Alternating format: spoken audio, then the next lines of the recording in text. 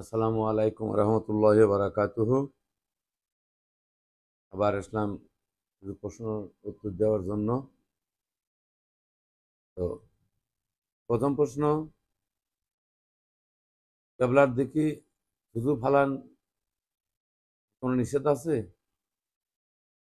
হ্যাঁ ভাই, কেবলার দিকে শুধু ফালান অবশ্যই নিষেধ। সহিহ বুখারী শরীফ হাদিস নাম্বার 118। আপনি কেবলার দিকে হয় কোনো সময় থুতু ফেলাতে পারবেন না। রাসূলুল্লাহ সাল্লাল্লাহু আলাইহি ওয়াসাল্লাম নিষেধ করে গিয়েছেন। আপনার যদিও মসজিদের মধ্যে কোনো সময়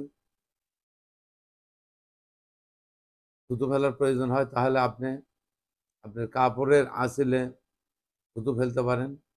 তারপরে কেবলার দিকে কোনো থুতু ফেলা যাবে না, জিনিসটা জেনে রাখবেন। আমরা মুসলমান মানুষ হয়ে কেবলার দিকে থুতু ফেলা থেকে বিরত থাকতে হবে।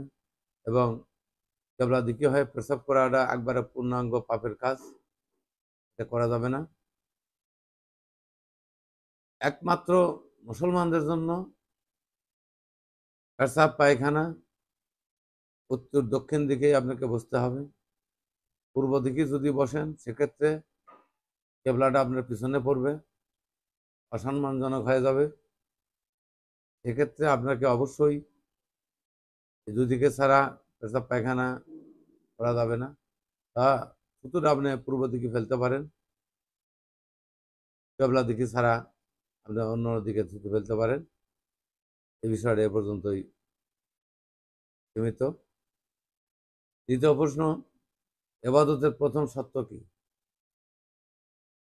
আপনাকে ভালো করে বুঝতে হবে, এবাদতের প্রথম শর্ত হচ্ছে আপনাকে হালাল রুজি খাওয়া, হালাল রুজি ভক্ষণ করা। কারণ হারাম খেয়ে আপনি যত যাই করবেন, হারামটাই তো অপবিত্র, আপনার পূর্ণাঙ্গটাই অপবিত্র হয়ে যাবেন। অতএব হারাম খেয়ে আল্লাহ আপনার কথা শুনবে না এমন কিছু না, কথা শুনবে, কিন্তু আপনার এবাদতের গ্রহণযোগ্যতা থাকবে না। আপনি যে এবাদত করবেন, এই এবাদতটা আপনার গ্রহণযোগ্যতা পাবে না। কারণ আপনি যদি কোনো বাংলাদেশের কোনো আইন ভঙ্গ করে কোনো কাজ করেন, সেক্ষেত্রে আপনার সাজার যেমন বিধান আছে, আপনাকে সাজা দেওয়া হবে আইনে।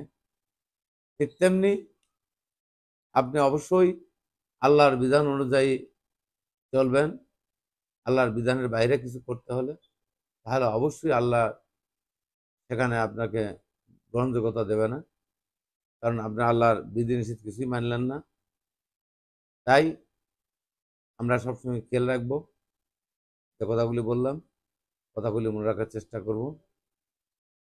তো সবাই সুস্থ থাকুন, ভালো থাকুন। ভিডিওটা বড় করতে চাই না। সবাইকে আমার পক্ষ থেকে সালাম, আসসালামু আলাইকুম রহমতুল্লাহ বারাকাতুহু।